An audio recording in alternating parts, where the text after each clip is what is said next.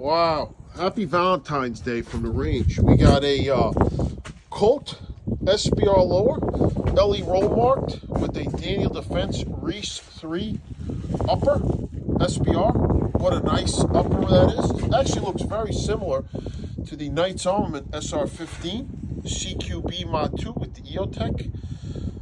Very nice guns. This one has a Colt Roger Superstock. This has the LMT Defense. Both 11.5-inch guns. Very comparable. The Daniel Defense feels a little bit lighter to me. Maybe because of the light in the EOTech. Weight-wise, it feels a little lighter.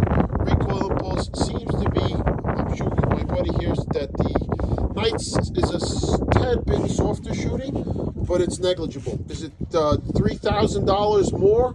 Not soft shooting? I don't know about that. You tell me what you think.